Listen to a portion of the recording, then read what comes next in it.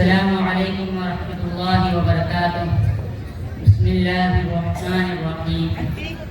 رب اشرح لي صدري ويسر لي أمري واحلل عقدة من لساني يفقهوا قولي.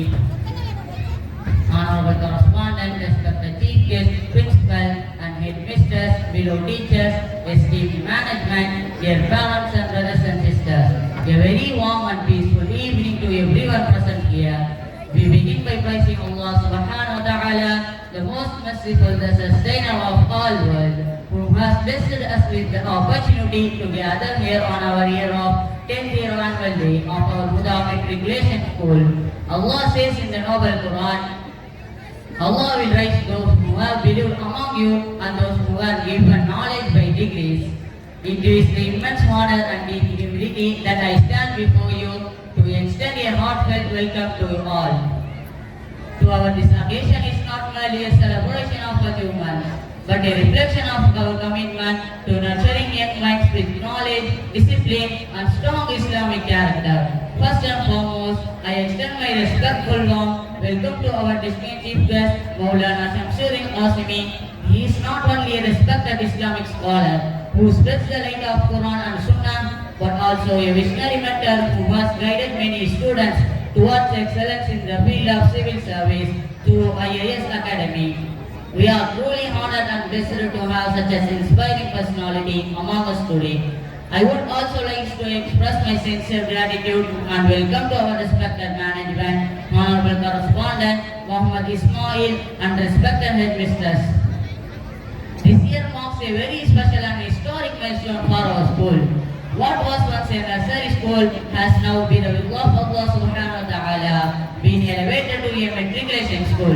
This achievement did not come easily. It is the result of your tireless effort, patience, dedication, and the many challenges you courageously faced along the way. Alhamdulillah. With countless du'as and the blessing of Allah subhanahu wa ta'ala, your sincere efforts have been rewarded with great success. To our beloved teachers, you are the torch bearers of knowledge and the mentors of character. Your patience, dedication, and sincere effort shape the future of our students in the light of Islamic teachings. A heartfelt welcome to all our dear parents and guardians. Your trust in this institution and your continuous support, along with your du'as, plays a vital role in the success of development of your children. Dear students, today is your day, a day to shine with confidence, creativity, and gratitude. Remember that true success lies not only in achievements, but in pleasing Allah subhanahu wa ta'ala and following the sunnah in our actions. Once again, let us make this evening to not just a celebration, but a moment of gratitude and renewed intention to strive for excellence in both this world and hereafter. Once again, I warmly welcome each one of you. May Allah subhanahu wa ta'ala bless with gathering, accept our efforts, and guide us all the straight path. Jazakallah khair.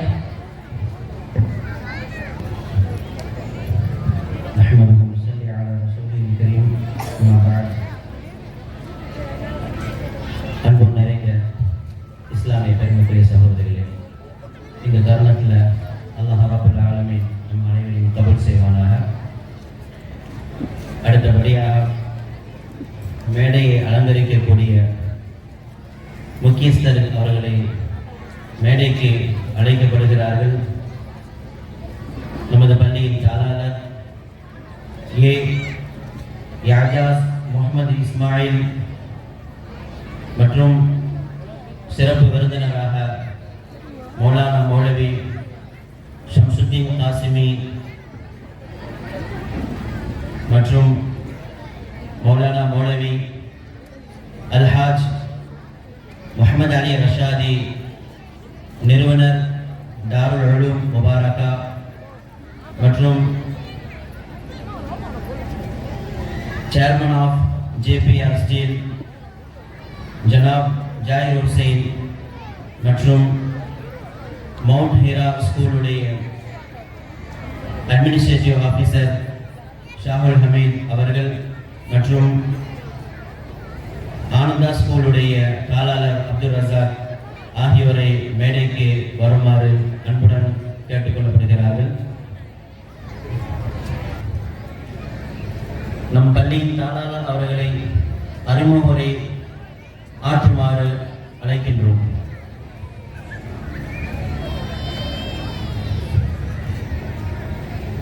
Assalamu alaikum warahmatullahi wabarakatuh. Alhamdulillah, I am really very much grateful to the God for what I am standing before you on behalf of my management to the matriculation school and Sabilul Hills Madrasa. Alhamdulillah, Allahumma பெரிய கருணை அல்லாஹ் தஆலா ஒரு நீண்ட ஒரு பயணம் இது வெற்றி என்று சொல்ல முடியாது. முதல்ல அல்லாஹ்வுடைய பெரிய கிருபை இந்த 10வது ஆண்டு விழாவுக்காக நீங்கள் வருகை புரிந்திருந்தீங்க.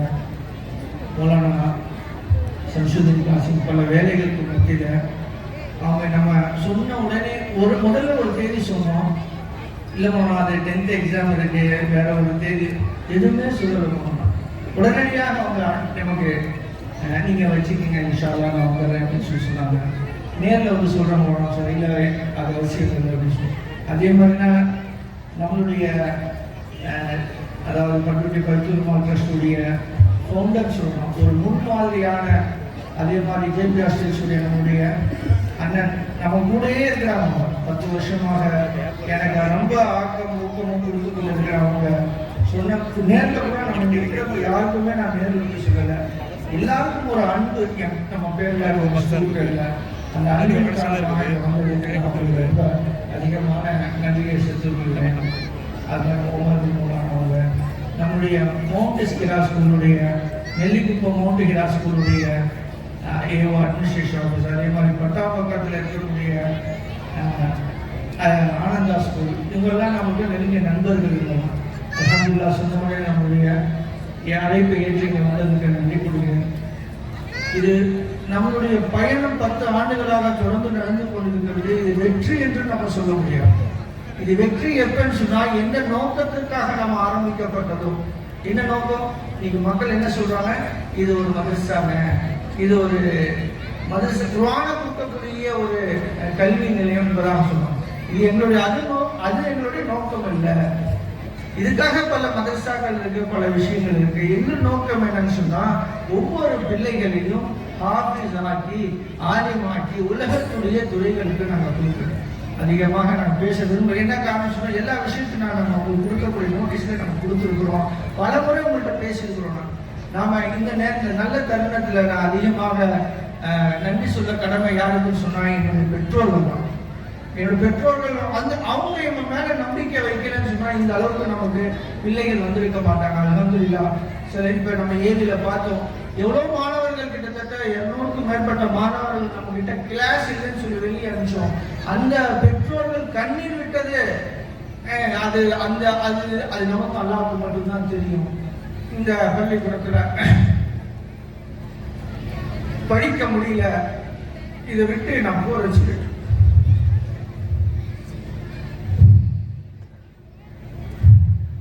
அல்ஹம்துலில்லாஹ். இன்ஷா அல்லாஹ் இந்த விஷயங்களை மௌலானா பேசுவாங்க. நான் இந்த தருணத்தை ஒரே ஒரு விஷயத்தை சொல்லி முடிச்சுக்கிறேன். பெற்றோர்கள் நம்புங்க. அஸ்ஸலாமு அலைக்கும் வரஹ்மத்துல்லாஹ். இப்பொழுது அல்ஹாஜ் ஜனாப் ஜாகிர் ஹுசைன் அண்ணன் அவர்கள் நமக்கு முன்பதாக வாழ்த்துரை வழங்குவார்கள். ஏக இறைவனின் சாந்தியும் சமாதானமும் நம் அனைவர் மீதும் நின்று நிலவட்டுமாக. எல்லாம் வல்ல இறைவனை வணங்கிய வாழ்வோம். அவன் நமக்கு அளித்த செல்வங்களை பிறருக்கு வழங்கி வாழ்வோம். எல்லோரோடும் இணங்கி வாழ்வோம். இந்த அற்புதமான தருணம் ஒரு டிக்கெட், ஒரு தசாப்தம், 10 ஆண்டுகள் வழிகளோடு வேதனைகளோடு இந்த பள்ளியின் தாளாளர் இஸ்மாயில் அவர்கள் மிகுந்த நெருப்பாற்றிலை நீந்தி அவர் கரை சேர்ந்து விட்டாரா அல்லது நடு ஆற்றிலே நிற்கிறாரா என்பதை காலம் தீர்மானிக்க சூழலிலே இந்த பள்ளியின் வளர்ச்சி மிக அற்புதமாக வந்திருக்கிறது. 10 ஆண்டுகளுக்கு முன்னாலே அவர் என்னை வந்து சந்தித்த போது, இந்த பள்ளியை பற்றி பேசிய போது, இந்த பள்ளி உருவாக வேண்டும் என்பதிலே மாற்று கருத்து எதுவுமே இல்லை. ஏனென்று சொன்னால் அங்கங்கே மெட்ரிகுலேஷன் ஸ்கூல்கள் என்றாலே அது கிறிஸ்துவ மிஷனரிகளாலே நடத்தப்பட்டுக் கொண்டிருக்கிறது. ஒரு சிறு பிராயத்து குழந்தை எல்கேஜி யூகேஜி முதல் வகுப்பு படிக்கின்ற குழந்தை பள்ளிக்கு சென்று விட்டு அந்த கிறிஸ்துவ மிஷனரியிலே நடக்கின்ற அந்த காலை வேளையிலே நடக்கின்ற அந்த விஷயங்களை பார்த்துவிட்டு வீட்டிலே வந்து பிஞ்சு குரல் மாறாமல் குழந்தைகள் கேட்கிறது, நீங்கள் வீட்டிலே அல்லாஹ்வை இறைவன் என்கிறீர்கள், அவர்கள் பள்ளியிலே இயேசுவை இறைவன் என்கிறார்கள், யார் இறைவன் என்பதிலே எங்களுக்கு குழப்பம் இருக்கிறதாக அந்த பிள்ளைகள் சொல்கின்ற அந்த காலம். அதை மாற்றுவதற்காக பண்ருட்டியிலே ஒரு மாற்றம் வந்து விடாதா? பண்ருட்டி இஸ்லாமிய மக்களுக்காக இஸ்லாமிய ஷரியத் அடிப்படையிலே இஸ்லாத்தை சொல்லிக் கொடுக்கிற அடிப்படையிலே, ஏனென்றால் இந்த கல்வி என்பது 5இல் வளையாதது 60இல் வராது என்பார்கள். இந்த கல்வியை பிஞ்சு மனங்களிலே நீங்கள் ஆரம்பிக்கும் போதே சொல்லிக் கொடுத்தாக வேண்டும். உலக கல்வி கட்டாயம் வேண்டும், மார்க்க கல்வி அதை விட கட்டாயமாக வேண்டும்.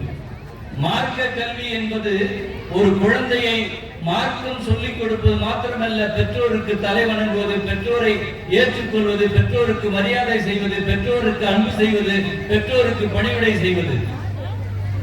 எங்கெல்லாம் உலக கல்வியை இங்கே மற்ற பள்ளிகளிலே உலக கல்வி என்பது ஒரு கமர்ஷியலாக வியாபார நோக்கத்தோடு பயன்படுத்தப்படுகின்ற காரணத்தினாலே அந்த பள்ளிகள் வளர்ச்சி பெற்றுக் கொண்டிருக்கிறது. இந்த பள்ளி வளர்ச்சி பெறாமல் இருக்கிறதுக்கு காரணம் வருவாய் நோக்கத்திலே இந்த பள்ளி உருவாக்கப்படவில்லை. எளிதிலே உணர்ச்சி வசப்படக்கூடியவர் அன்புக்குரிய சகோதரர் அவர்கள். ஒவ்வொரு விஷயத்திலும் அவர் பட்ட பாடு. இந்த பள்ளியை உருவாக்குவதற்கு சின்ன சின்ன பிரச்சனைகளை அவர் சின்ன சின்ன பிரச்சனைகளை அவர் நேர்கொள்ளும் போது ஏற்பட்ட சோதனை, வலி, வேதனை அவருக்குத்தான் தெரியும். அந்த வலியும் வேதனையும் பல நேரங்களிலே அவர் சொல்லி கேட்டிருக்கிறேன், பல நேரங்களிலே பிறர் சொல்லி கேட்டிருக்கிறேன். விதவிதமான பிரச்சனைகள் இந்த பள்ளியை நடத்துவதற்கு அவருக்கு வந்தது. அத்தனையும் இறைவனின் உதவியால் அவர் எதிர்கொண்டு அந்த நெஞ்சுரத்தோடு இன்று சமாளித்ததனாலே இந்த பள்ளி இப்போது மெட்ரிகுலேஷன் ஸ்கூலாக வலுப்பெற்றிருக்கிறது, உருப்பெற்றிருக்கிறது. பண்ருட்டியின் அடையாளங்கள், பண்ருட்டியிலே அடையாளங்கள், பல அடையாளங்கள் இருந்தாலும் கூட இந்த இஸ்லாமிய கல்வியோடு சேர்ந்த ஒரு பள்ளி உருவாகி இருப்பது அவருடைய உழைப்பு. இந்த விதை விதைக்கப்பட்டது, இந்த விதை செடியாக்கப்பட்டது. ஆனால் அதற்கு உண்டான வேலை, அதற்கு உண்டான ஒரு உழைப்பு, அவர் தனி ஆளாக இருந்து நடத்திய போராட்டம், கல்வி அலுவலர்களாக இருந்தாலும் சரி, இதை இந்த பள்ளியின் அங்கீகாரம் பெறுவதற்காக அவர் பட்ட போராட்டங்கள், பட்ட கஷ்டங்கள் என்பது அவரை பாராட்டுவதற்காக நான் சொல்லவில்லை. ஒரு நிறுவனத்தை உருவாக்க வேண்டும் என்றால், ஒரு சேவையை தொடர்ந்து கொடுக்க வேண்டும் என்று சொன்னால், இந்த பள்ளியில் இருந்து அவர் பெற்றுக்கொள்ள போவது எந்த வருமானமும் இல்லாத ஒன்று. இந்த பள்ளியின் மூலமாக அவர் லாபத்தை நோக்கவில்லை. இந்த பள்ளியின் மூலமாக மக்களுக்கு இஸ்லாத்தை கொண்டு சேர்க்க வேண்டும். ஏனென்றால் ஒரு பள்ளி வாயில் பெருமானார் காலத்திலே இறை இல்லம் தான் கல்வியை போதிக்கக்கூடிய இடமாக இருந்தது. பெருமானார் காலத்திலே தான் மஸ்ஜிதிலே அத்தனை பிரச்சனைகளுக்கும் தீர்வு சொல்லப்பட்டது. ஆனால் இன்று பள்ளிகள் தனியாக உருவாக்கப்பட வேண்டும் என்றால் நமது சமுதாயத்திலே, ஏன் நான் உட்பட ஒரு கிறிஸ்துவ மிஷனரியிலே தான் பிள்ளைகளை படிக்க வைத்திருக்கிறேன். மாற்றம் என்னிலிருந்து உருவாக வேண்டும் என்று இந்த நேரத்திலே நான் உறுதி எடுத்துக் கொள்கிறேன்.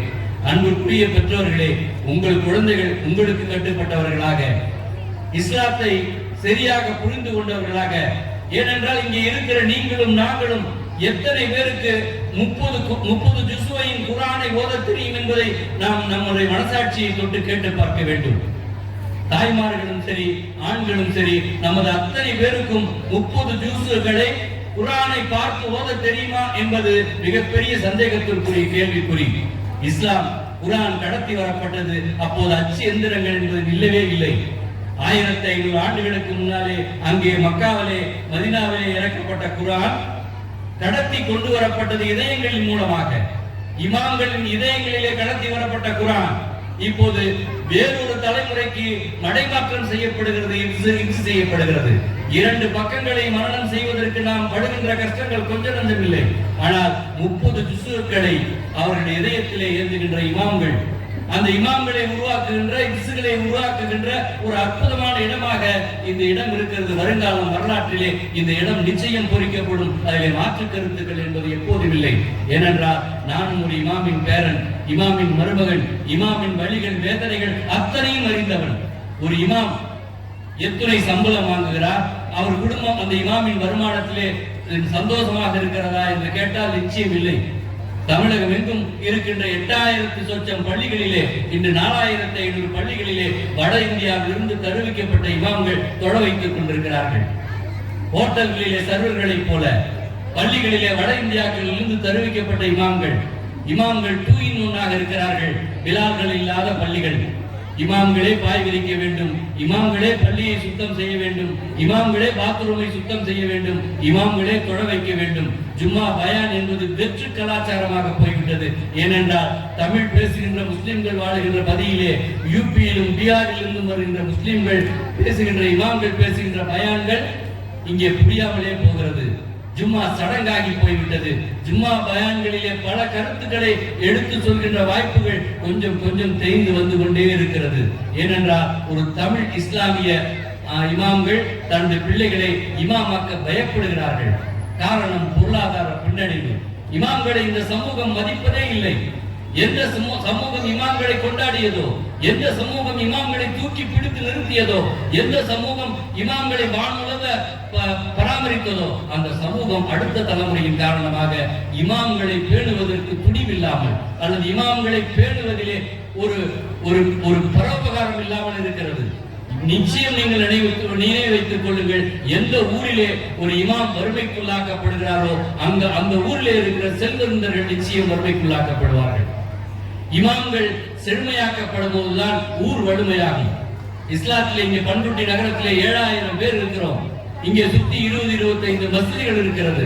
இந்த மஸ்ஜிதுகளே பணியாற்றுகின்ற இமாம்களின் சம்பளம் எவ்வளவு என்பதை நீங்கள் எல்லாம் சீர்தூக்கி பார்க்க வேண்டும். ஒரு கோயிலின் பூசாரி குறைந்தபட்சம் 50,000 ரூபாய் வருமானம் ஈட்டுகிறார். ஒரு சர்ச்சின் பாதிரியார் 50,000 ரூபாய் வருமானம். அவர் இருக்க இருப்பிடம், அவர் சென்று வர வாகனம். ஆனால் இஸ்லாமியர்கள் இந்த இஸ்லாமிய இமாம்கள் அர்ப்பணிப்பு இந்த சமூகத்திற்கு இருந்து மறைக்கப்படுகிறது. இப்போதே இப்படி தமிழ் இமாம்களுடைய பற்றாக்குறை இந்த நமது சமூகத்திலே உண்டாகிவிட்டால் எதிர்காலம் எப்படி இருக்கும் என்பது மிகப்பெரிய சோதனையான விஷயம். நேரம் அதிகமாக கொண்டிருக்கிறது. நான் பேச வேண்டிய விஷயங்கள் நிறைய இருக்கிறது. இருந்தாலும் கூட வாய்ப்பு கிடைக்கும் போது, ஒரு சந்தர்ப்பம் கிடைக்கும் போது ஒரு கருத்தை கடத்திவிட்டு செல்வதுதான் சரியான விஷயம். அன்புள்ளவர்களே, நான் உங்களை அர்ப்பணிப்பு உணர்வோடு கேட்கிறேன். இந்த பள்ளியிலே இஸ்லாமிய கல்வியோடு பிள்ளைகள் படிக்கட்டும். இந்த பள்ளியிலே தமிழ் இமாம்கள் உருவாகட்டும். அந்த பள்ளியிலே தமிழ் இப்சுகள் ஆலயங்கள் உருவாகட்டும். இந்த பள்ளி இமாம்களை உருவாக்குகின்ற பள்ளியாக உருவாகட்டும் என்று சொல்லி அன்பு சகோதரருக்கு நான் உறுதியும் கொடுக்கிறேன். இந்த பள்ளியின் வளர்ச்சிக்காக எது தேவைப்பட்டாலும், அது பொருளாக இருந்தாலும் சரி, எது தேவைப்பட்டாலும் அதை எப்பொழுதும் செய்ய காத்திருக்கிறோம். எங்கள் ட்ரஸ்டின் சார்பாக அது எவ்வளவு உயரமாக இருந்தாலும் சரி, எவ்வளவு அதிகமாக இருந்தாலும் சரி, ஒரு மஸ்ஜிதை நிர்மாணிப்பதற்கு கோடிக்கணக்கிலே நாம் செலவு செய்கிறோம். ஆனால் இது போன்ற ஒரு பள்ளியை உருவாக்குவதற்கும் நாம் செய்தாக வேண்டும். ஏனென்றால் ஷரியத்தை இப்போது காப்பாற்றவிட்டால் நாம் எப்போது காப்பாற்றுவோம்? ஷரியத்தை நாம் காப்பாற்றவிட்டால் வேறு யார் காப்பாற்றுவது என்பதை நாம் எல்லாம் நினைவிலே வைத்துக் கொள்ள வேண்டும் என்று சொல்லி வாய்ப்புக்கு நன்றி பாராட்டி விடைபெறுகிறேன். வாஹிரு தஅவானா அல்ஹம்துலில்லாஹி ரப்பில் ஆலமீன்.